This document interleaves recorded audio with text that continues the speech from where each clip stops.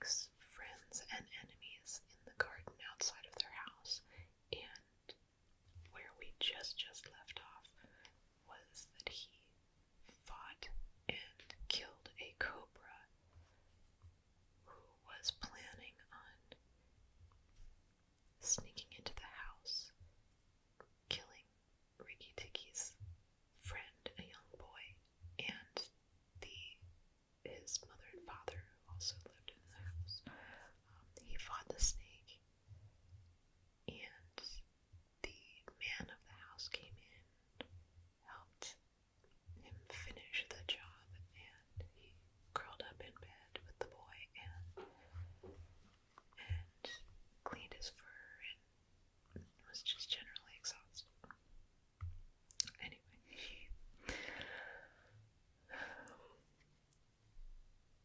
when morning came, he was very stiff, but well pleased with his doings. Now I have Nagaina to settle with, and she will be worse than 5 nags, and there's no knowing when the eggs she spoke of will hatch. Goodness, I must go and see Darcy, he said. Without waiting for breakfast, Rikki Tikki ran to the thorn bush where Darcy was singing a song of triumph at the top of his voice. The news of Nag's death was all over the garden, for the sweeper had thrown the body on the rubbish heap. "Oh, you stupid tuft of feathers," said Rikki Tikki angrily. "Is this the time to sing?" "Nag is dead, dead is dead," sang Darcy. The valiant Rikki Tikki caught him by the head and held fast. The big man brought the bang stick, and Nag fell into pieces. "He will never eat my babies again." And Darcy is a bird, just so you know. Anyway, all that is true enough, but where's Nagaina? Said Rikki Tikki, looking carefully around him. Nagaina came to the bathroom sluice and called for Nag, Darcy went on, and Nag came out on the other end of a stick.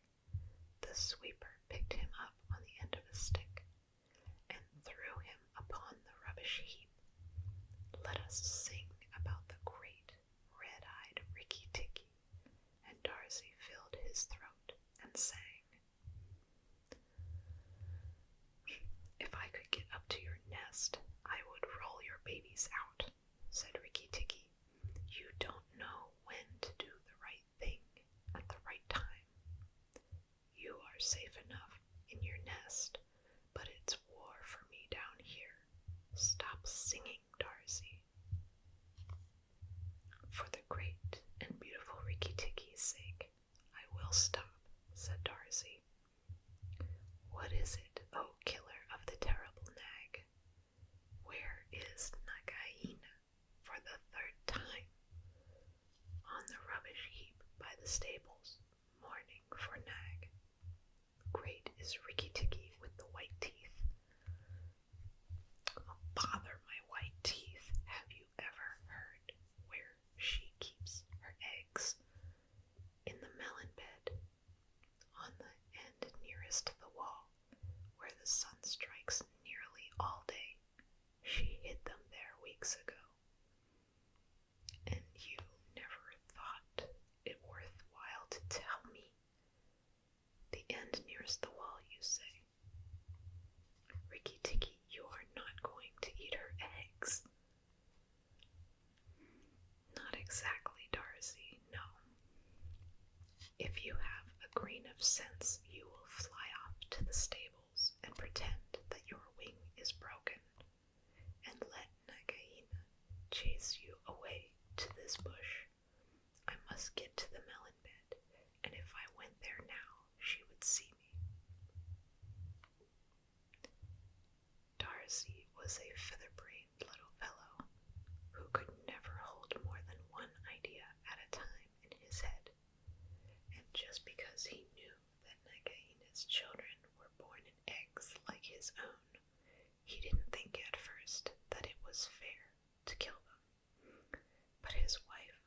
was a sensible bird, and she knew that cobra eggs meant young cobras later on. So she flew off from the nest and left Darcy to keep the babies warm and to continue his song about the death of Nag. Darcy was very like a man in some ways. She fluttered in front of Nagaina by the rubbish heap and cried out, "Oh, my wing is broken. The boy in the house threw a stone at me and broke it." Then she fluttered more desperately than ever. Nagaina lifted up her head and hissed, "You warned Rikki Tikki when I would have killed him. Indeed and truly, you have chosen a bad place to be lame." And she moved towards Darcy's wife, slipping along over the dust. "The boy broke it with a stone," she shrieked. "Well, it may be some consolation to you when you are dead, to know that I shall settle accounts with the boy. My husband lies on the rubbish heap this morning, but before night the boy in the house will lie very still. What is the use of running away? I am sure to catch you. Little fool, look at me." Darcy's wife knew better than to do that, for a bird who looks at a snake's eyes gets so frightened that they cannot move. Darcy's wife fluttered on, pipping sorrowfully and never leaving the ground, and Nagaina quickened her pace. Rikki Tikki heard them going up the path from the stables, and he raced for the end of the melon patch near the wall. There, in the warm litter above the melons, very cunningly hidden, he found 25 cobra eggs. They were about the size of a bantam chicken's egg, but with whitish skin instead of a shell. "I was not a day too soon," he said, for he could see the baby cobras curled up inside the skin, and he knew that the minute they were hatched, they could each kill a man or a mongoose. He bit off the tops of the eggs as fast as he could, taking care to crush the young cobras, and turned over the litter from time to time to see whether he had missed any. At last there were only 3 eggs left, and Rikki Tikki began to chuckle to himself when he heard Darcy's wife scream, "Rikki Tikki, I led Nagaina toward the house, and she has gone into the veranda. Oh, come quickly." Rikki Tikki smashed 2 eggs and tumbled backward down the melon bed with the 3rd in his mouth, and scuttled to the veranda as hard as he could put foot to ground. Teddy and his mother and father were there at early breakfast, but Rikki Tikki saw that they were not eating anything. They sat stone still, and their faces were white. Nagaina was coiled up on the matting by Teddy's chair, within easy striking distance of Teddy's bare leg, and she was swaying to and fro, singing a song of triumph. "Son of the big man that killed Nag," she hissed, "stay still. I am not ready yet. Wait a little, keep very still, all you 3. If you move, I strike, and if you do not move, I strike. Oh, foolish people, who killed my Nag." Teddy's eyes were fixed on his father, and all his father could do was whisper, "Sit still, Teddy, you mustn't move. Then Rikki Tikki came up and cried, "Turn around, Nagaina, turn and fight." "All in good time," said she without moving her eyes. "I will settle my account with you presently. Look at your friends, Rikki Tikki. They are still and white. They are afraid. They dare not move, and if you come a step nearer, I will strike." "Look at your eggs," said Rikki Tikki, "in the melon bed near the wall. Go and look." The big snake turned half around and saw the egg on the veranda. "Ah, give it to me," she said. Rikki Tikki put his paws, one on each side of the egg, and his eyes were blood red. "What price for a snake's egg? For a young cobra? For a young king cobra? For the last, the very last of the brood. The ants are eating all the others down by the melon bed." Nagaina spun clear around, forgetting everything for the sake of the one egg. Rikki Tikki saw Teddy's father shoot out a big hand, catch Teddy by the shoulder, and drag him across the table with the teacups safe and out of reach of Nagaina. "Tricked, tricked, tricked, Rikki Tikki Tikki," chuckled Rikki Tikki. "The boy is safe, and it was I that caught Nag by the hood last night." Then he began to jump up and down, all 4 feet together, his head close to the floor. He threw me to and fro, but he could not shake me. He was dead before the big man blew him in two. I did it. Rikki Tikki Tikki Tikki. Come on, Nagaina, come and fight me. You shall not be a widow long." Nagaina saw that she had lost her chance of killing Teddy, and the egg lay between Rikki Tikki's paws. "Give me the egg, Rikki Tikki. Give me the last of my eggs, and I will go away and never come back," she said, lowering her hood. "Yes, you will go away, and you will never come back, for you will go on the rubbish heap with Nag. Fight, widow. The big man has gone to the house for his gun. Fight." Rikki Tikki was bounding all around Nagaina, keeping just out of reach of her stroke, his little eyes like hot coals. Nagaina gathered herself together and flung out at him. Rikki Tikki jumped up and backwards. Again and again she struck, and each time her head came with a whack on the matting of the veranda, and she gathered herself together like a watch spring. Rikki Tikki was bounding all around Nagaina, keeping just out of reach of her stroke, his little eyes like hot coals. Nagaina gathered herself together and flung out at him. Rikki Tikki jumped up and backwards. Again and again she struck, and each time her head came with a whack on the matting of the veranda, and she gathered herself together like a watch spring.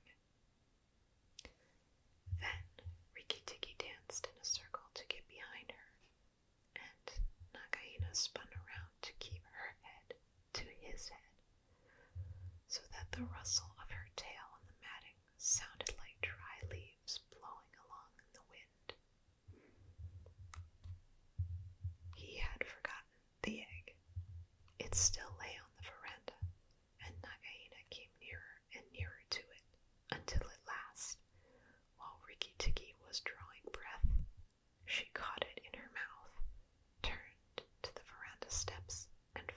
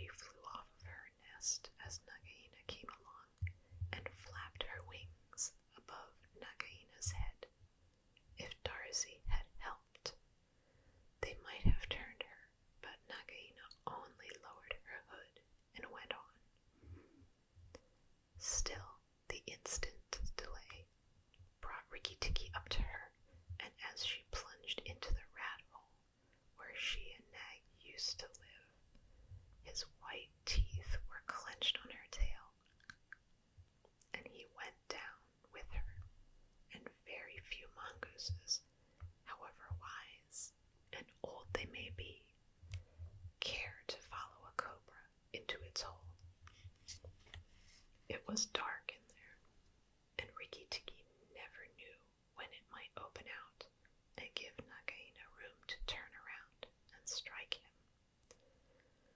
He held on savagely and stuck out his feet to act as brakes on the dark slope of the hot, moist earth. Then the grass by the mouth of the hole stopped waving, and Darcy said, "It's all over with Rikki Tikki. We must sing his death song. Valiant Rikki Tikki is gone, for Nagaina will surely kill him underground." So he sang a very mournful song that he made up in the spur of the moment, and just as he got to the most touching part, the grass quivered again, and Rikki Tikki, covered in dirt, dragged himself out of the hole, leg by leg, licking his whiskers. Darcy stopped with a shout. Rikki Tikki shook some of the dust out of his fur and sneezed. "It is over," he said. "The widow will never come out again." And the red ants that live between the grass stems heard him and began to troop down one after another to see if he had spoken the truth. Rikki Tikki curled himself up in the grass and slept where he was. Slept and slept till it was late in the afternoon, for he had done a hard day's work. "Now," he said when he awoke, "I will go back to the house. Tell the coppersmith, Darcy, and he will tell the garden that Nagaina is dead."